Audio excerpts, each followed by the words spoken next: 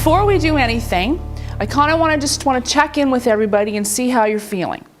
So what I want you to do is I gave you each a marker and some sticky notes. I want you to take one sticky note and I want you to write down one word that says how you're feeling right now, right this very minute. And then when you're done, I want you to come up here and I want you to stick it on this cloud for me. Okay.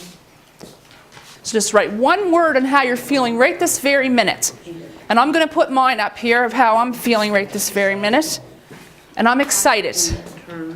E-S-T. And don't even worry about your spelling. Today we're not going to correct you on your spelling. Thank you.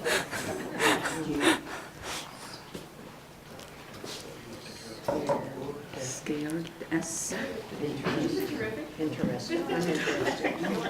I'm interested. Feel great. Thank you. Okay, has everyone got something written up there? This is kind of how everybody's feeling. Somebody's nervous, they're happy, excited, curious, good, hopeful, great, and tired. Oh, and we got some more. That's good. It's good to see lots of positive things this early in the morning. Interested? Scared. That's okay. There you go. There you go. There you go. So we kind of know where everybody is right now. So for the next couple of minutes, I want to explain to you how this is going to work and what we're going to do today, how our time is going to be, and we're going to have a really fun activity we're going to do in a little bit. And then it's going to be your turn to talk. Okay, we're going to ask you guys to do a little bit of talking with as much as you're comfortable with. I don't want to ask anybody to do anything that's going to make them a little bit uncomfortable, okay? I'm also going to get you to move around the room a little bit. We have some other things here that we're going to do. So right now I want everybody to kind of get up in this area here. Everybody can join us up here, okay? We're going to kind of get to know each other a little bit for a minute. It's really easy. I promise it won't hurt. Okay, if you have children, I want you to stay up here. If you don't have children, I want you to step back there. I have grandchildren. You have children. You have children, so you stay up here. Oh, grandchildren. Okay. So if you have grandchildren, I want you to stay up here. And if you don't, I want you to step back there. How many grandchildren do you have? 6. How many do you have? 4. 2. 2, and I have 3. Yeah. Yeah. Okay, very good. If you've ever been skinny dipping, I want you to come up here with the skinny dippers. Come on, Rayburn! Look, it's us. Of course it is. Of course it's us. You might know. Wait till I tell you, Marie. I'm dealing all of my... All their secrets. So this just gave us a chance to kind of get to know each other a little better and what everybody likes and what they don't like. So thank you for playing. So you guys can go back and sit down now. Okay. So today I want you to open your mind up a little bit. I want you to have a little bit of courage and think of some new ideas. You guys are all very brave and have a lot of courage for coming back to school. So I want you to keep that courage with you today as we go through some activities. I'm going to talk about some things maybe that might seem a little strange to you that you haven't heard before, or maybe you already know about it but you just haven't used that particular tool in your life before, or maybe you're using it and you don't even know that you're using it. So we're going to talk a little bit about that. So I want to introduce myself. As Rayburn said, my name is Kathy Rector, and I'm from Truro, and I work at the Nova Scotia Community College in Truro, and my job there is I coordinate what's called the Writing and Academic Support Center. So every day I work with students who struggle with their work, whether it's to help them write essays or to help them get a tutor. Whatever it is I can do to help our students be successful is my job. So I really enjoy working with learners, and I enjoy working with mature students like yourself that have come back to school, because that's a really hard decision to make. I grew up all over the place. My father was in the military, and then he was a miner. So we traveled a lot of places. I went to 13 different schools. So it was very difficult for me to be in school. Although I knew that I was a little bit smart, it was hard because I would just get to a school and then we would move. So it was hard to make friends, it was hard to learn the work. So I really struggled for a long time in school. Once I got to junior high, I started to get into some trouble. I decided that boys and drugs were a lot more important at the time than my schooling was. By the time I was 17, I had a baby. I was in high school and I had a son. By the time I was 18, I was married while still in high school. And by the time I was 21, I had 3 children and I had left high school. I remember the day that I had to go and tell my guidance counselor. I cried when I turned my books in because it just felt like it was the end of something for me, and I didn't see the light of any future for me at all because I had 3 small children. And I had to keep a job to be able to support them. And I know many of you have been in that position where you've had to give up things that you love. And not that I loved school, but I loved to learn. And I really felt that I could have done better. But I had to leave, and that was my journey at that time. I decided to leave school. And so I turned in my books. And for the next years, I chose to stay home and raise my children. Which was a struggle. I have 3 boys, and Rayburn got to meet my youngest son, Daniel, and I struggled with my children. They've all had their own addictions, been in and out of jail, so it was really tough for a really long time. Once my kids got to be teenagers, my best friend was going through a divorce, and she wanted to go back to school. She said, I can't stay at these jobs anymore. I need to go back to school. I need to do better for myself and for my daughter. So she said to me, and you're coming with me. I said, no way. I am not going back to school. I fought with her for a really long time, and finally I gave in, and I went to the community college with her, and I did a test to see, at that time, they tested you before you were allowed to go to the grade 12 program, and I tested at university level except for my math, which was like a grade 5 or something really bad. It was probably more like a grade 7 or 8, but I didn't do very well in math, and math still makes me cry. So I decided, okay, I'm going to go back to school. And it was really difficult. It was a really hard decision to make because I was kind of comfortable being at home, and my children were in so much trouble all the time that I felt like I needed to be there with them, and I wasn't sure whether my husband was going to support me through that. But I did. I went back to school, and somewhere along the line, somebody said to me, you're really smart. And I didn't know that before. I thought that I knew that, but I really didn't know that. I didn't know that I was smart enough to be in school. So it really, really was hard for me every day. It wasn't easy for me, and I struggled with my family, but I made it through. And partway through, I actually became a help for other students that were there at the college. And then when I was done, at that time we were on community services, we were on welfare at that time, and I'm not ashamed to say that. It was what my family needed at that time. My husband had a disability, so we really didn't have much of a choice, and I didn't have a grade 12 or any skills to have a job. So that's where we were on community services. Excuse me, I think I'm getting a cold. Community services sponsored me to go through school. My first year I was done, I graduated with my grade 12. And my social worker said to me, there, now you're done. Now you can go work in a factory, or you can work in a restaurant, or you can do any of those things. And I decided then and there that I wasn't going to do that. I said, that's not where I'm happy to be, and I'm not going to do that. I need to have more education.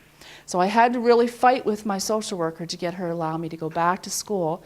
I had a portfolio that the college has. I don't know if you guys work on portfolios, and it's just a binder and has all of your stuff in it and everything that you've done and all of your goals.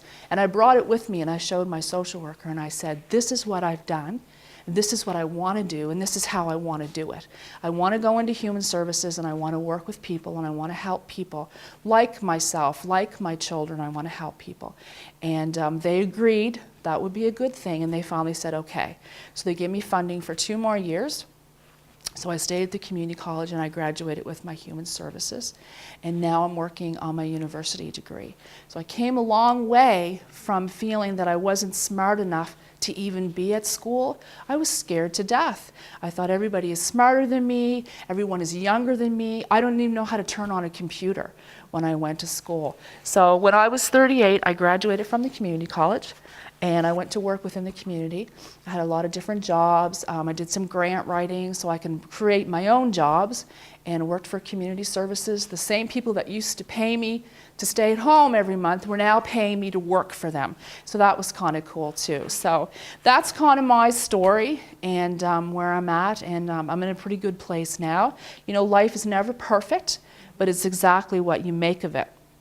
So before we start the rest of our things, I want to encourage a safe atmosphere. And what I mean by that is I want people to feel comfortable to be able to ask any questions they want to ask and be able to say whatever they want to say and not worry about how other people in the room are feeling, okay? Is everybody good with that? So how's everybody feeling now? A little bit less nervous? You're all feeling a little bit better? Good stuff, good stuff.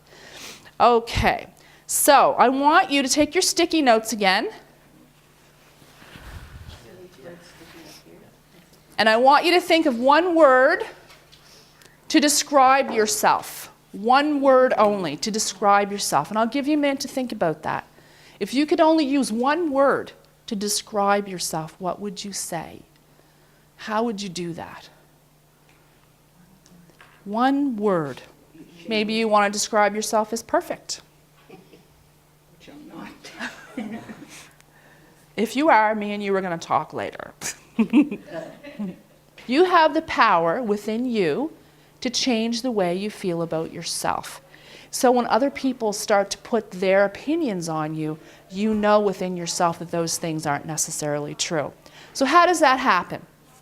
You can start by changing the way you talk to yourself, right? We all talk to ourselves all the time. We get nervous. We say, oh, I can't do that. I don't want to do that. It doesn't feel comfortable. You know, I really don't want to go out and put that sticky note on the board. Or do you remember when you were in grade 3 and the teacher would ask you to come up to the front of the room and you'd have to write on that board? You remember how sick your stomach was and you just don't want to do it? We all tell ourselves. What would have been the difference maybe if we had been extraordinary people in grade 3 and said, oh, I'm going to the board to write on the board. None of us ever did that. But you can imagine how wonderful it was if we could have. And why don't we? Why aren't we that way? Why can't we say, I can do this. I can do this. All of you at one point, not very long ago in your life, said, I can do this. And that's why you're here, because you've said that to yourself. So that should be able to go across your whole life. I can do this, and yes, I know it might be hard, and yes, I know it might not feel good when I'm doing it, but when you're done it, doesn't it feel good to know that you at least tried it? So, I like to call that little voice inside me my inner critic. And do you guys remember the smoking commercial with the guy and he's got smoke coming into his head and he's like this cartoon character and he's choking and gagging and he's all green and stuff? I kind of see him as that little guy in my head, right? Or I see him as my ex-husband. Just kind of depends on my day, right? Either way, I stomp him, right? Either way. It's like when you're scared to try new things. I drove for 20 years without a driver's license because I was afraid to go get my driver's license. I was afraid to go take the test. I'll admit that to you now because I now have a driver's license, so none of you can come after me, but I did. I was afraid to go get my driver's test because I had some people in my life tell me I'm a terrible driver. You're a terrible driver. You're never going to pass the test. You're a terrible driver. So one day I just decided, to hell with all of yous. I'm just going to go, and I'm going to go get my driver's license. So I did do that. But I had to kind of squash that little voice in my head that says, you can't, you can't, you can't. And then I found out that I can. I'm still not a great driver, guys, just so you know, but I still get from point A to point B. So one of the ways I changed things for myself was through affirmations. Now I have a little deck of cards and I'm going to give you guys some that my friend gave me, and they're called Affirmation Cards. Now the one today that I picked out this morning says, I am perfect just as I am.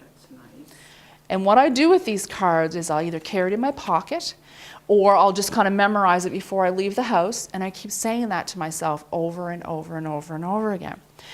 When I was first going through a divorce, when my friend gave me this card, she said, you need to be more confident. You need to stand up. I was just finishing my last year at community college, and I was thinking about, I'm not going to be able to get a job. What am I going to do? And she gave me these cards and said, try this. So the very first day, I was excited to have them. The very first day was, I have boundless energy and enthusiasm.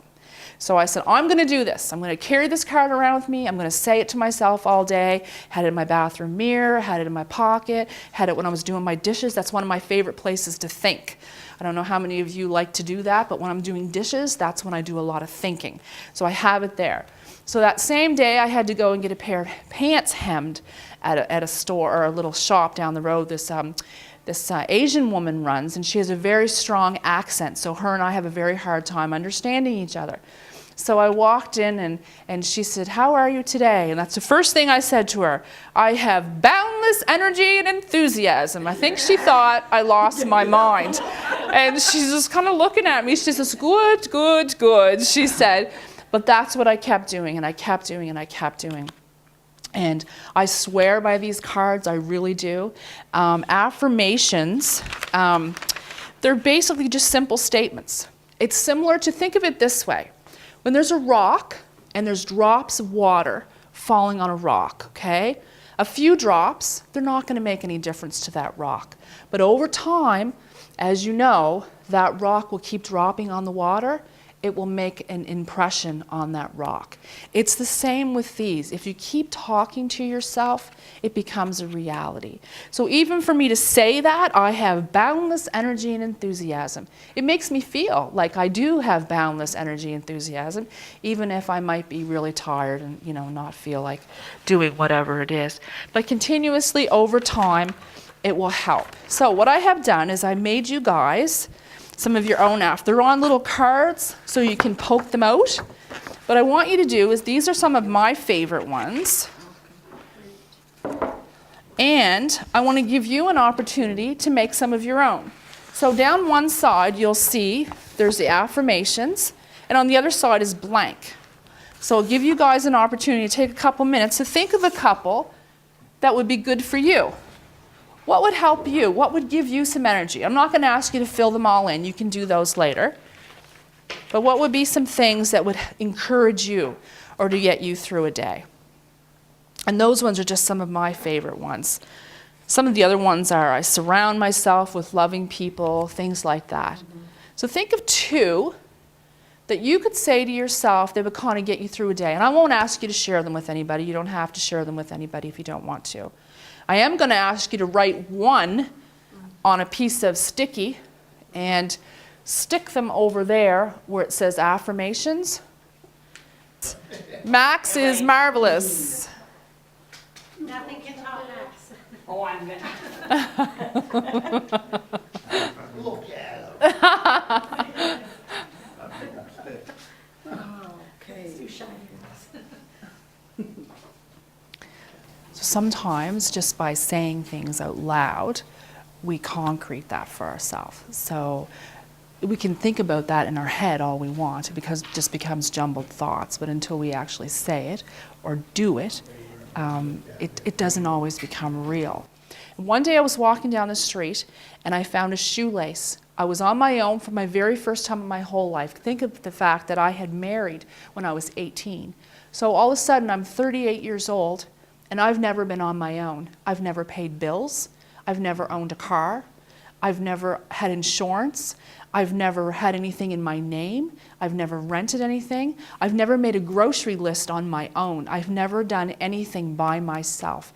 I had a very controlling spouse, so it was all about what was going on with him and my children. So I had to learn all these things on my own. So I had to find that in myself to be able to do that. And I believe that we all have that in ourselves.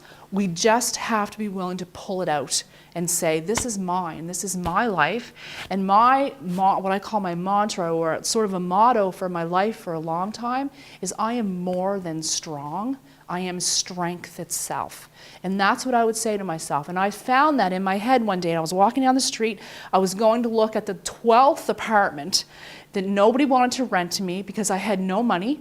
And I had a teenage son who everyone around town knew was a hellion, and no one wanted to rent to me. So I was on my way down the hill again on foot, looking at another apartment, and I found this shoelace, and it had butterflies all over the shoelace, and it was just laying on the ground, and I picked it up, and I said, oh, what a cool shoelace, and I just picked it up, and I thought I'd give it to my goddaughter or somebody, and I stuck it in my pocket. And as I was playing with it, waiting for the landlady to make up her mind whether she was going to rent this apartment to me or not, that's what I said. I'm more than strong. I'm strength. And even if she says no, then tomorrow I'll go out again, and I'll go out again, and I'll go out again, and I'll go out again until I find a place for us to live. And because that time we didn't have a home, my son and I and a dog, we were just floating from house to house wherever anybody would take us. But that day the landlady, I was blaming on the butterfly, the landlady did rent to us our first apartment, so that was kind of cool. So now I want to talk a little bit about magic. So what do you guys think about when you think about magic? What's the first thing you think about when you think about magic? What's that? Winning the $1 million. William, that's right. Rayburn, what's magic? Great things happen. That's right. That's right. And sometimes we don't know why. Sometimes we don't know why, and it kind of feels like magic. When you have a really good day, it kind of feels like magic.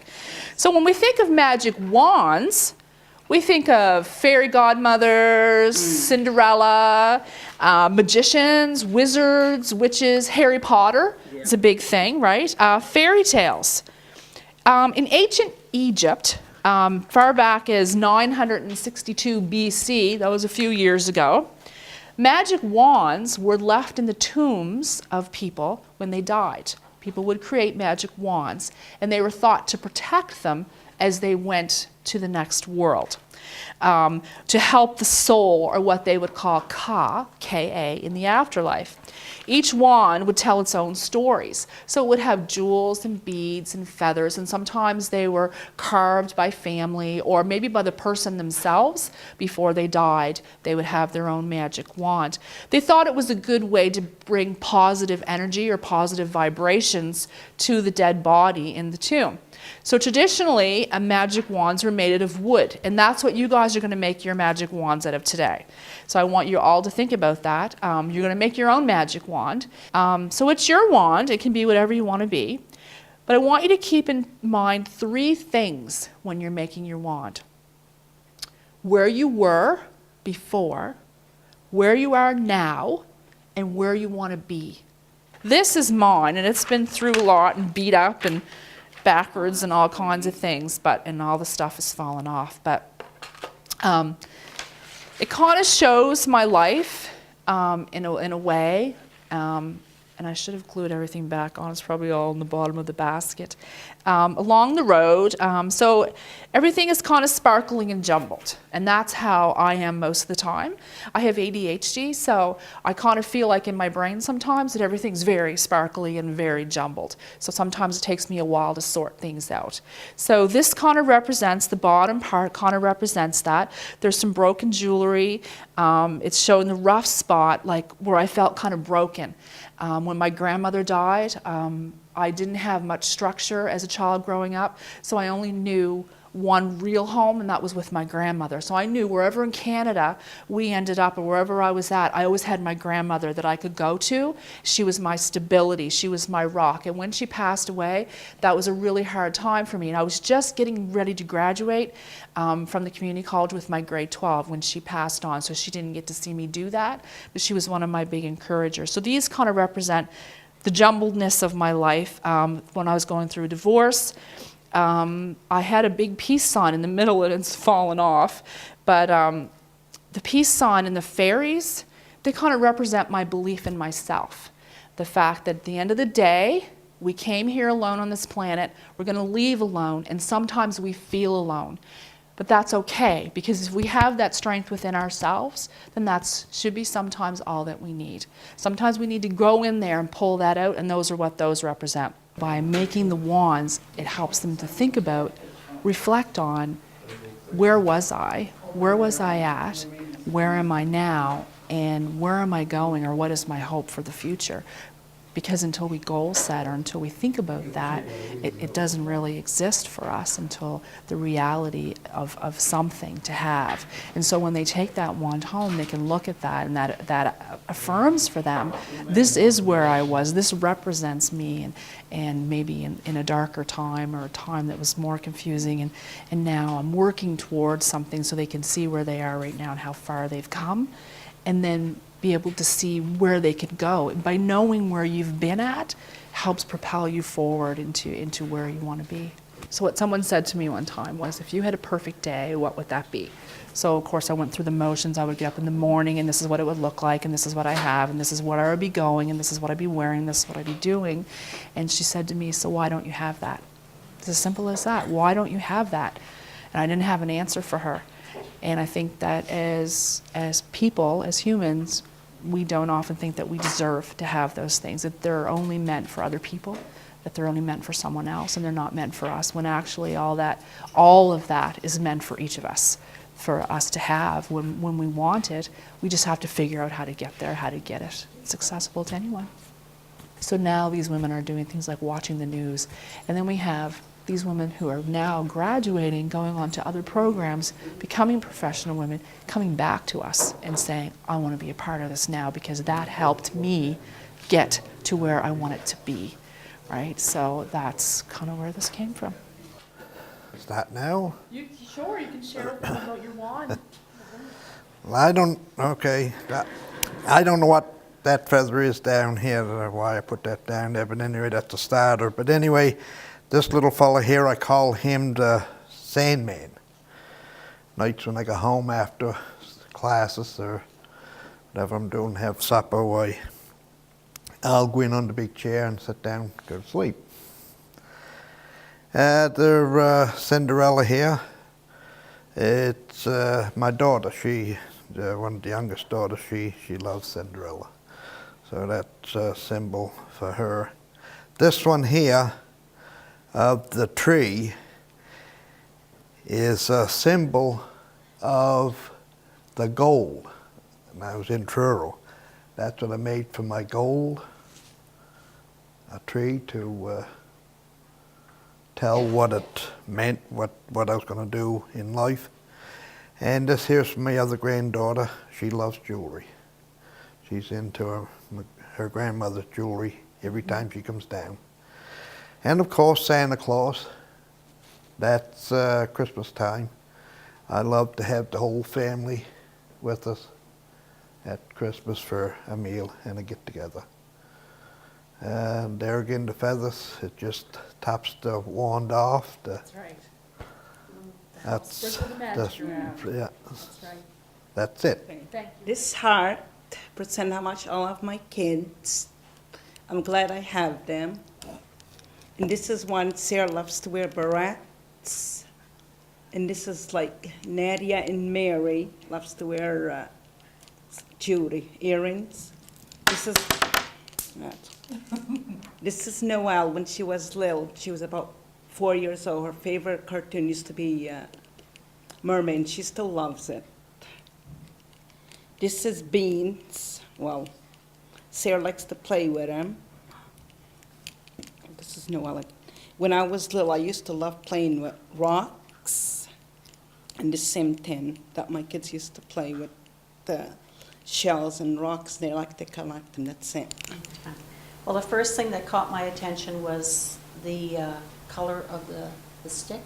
It's white, and I was drawn to that, and I think to me it's because it's been around longer. That's how I'm looking at it, and I guess that's the way I'm looking at my life. I've been around a while, and I think I have a longer life to live.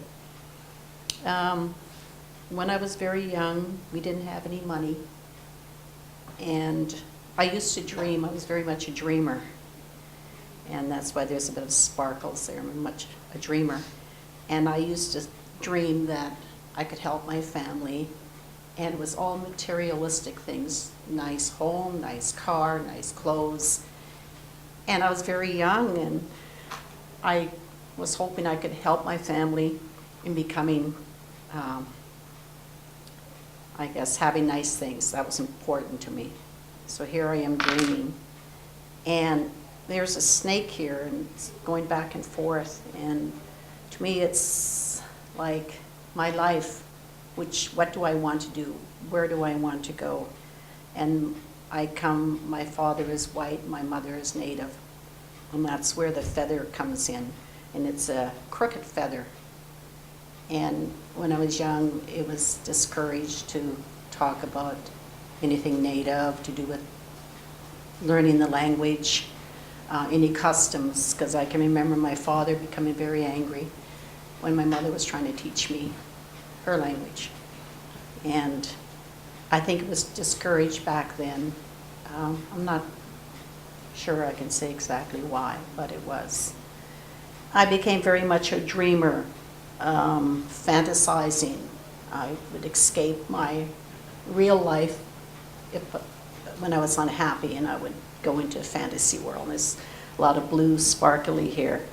For the longest time, I was a dreamer, and I'm very much a nature lover, and I do collect a lot of things that wash up from the shore and different shells, and try to figure out what they mean and what I can do with them. And then it goes on, and my native culture is very important to me. And this is where the feathers come in, and I do collect a lot of feathers now. And I'm gravitating towards more my native culture. And here I have a heart which tells me that family and love is important, and very much the native side of my culture I want to learn to the end. And it doesn't matter whether it's my mother's side or any other native groups. That's important to me. There it is. Oh, it makes me feel wonderful. It really does, because it brings out the thoughts, how I feel towards my family and my grandchildren. And they, it's a lot of love. And I was brought up with a family of 8 children, and we always had love in our house when I was a child. So this made me think back about them days too. And but anyway, that's the way I see things. Well, I didn't think I could do this today. Makes me feel good. Stand up here and do this. I didn't think I could do it. I was gonna, when I left home, I was gonna keep right on going towards Halifax. And it makes me feel good. And like I said before, I love the forest, and I love nature, and all the birds and the animals. And I'm going to take it home, and I'm going to put it on my wife's shoulder. Maybe she'll give me some money to buy a tractor.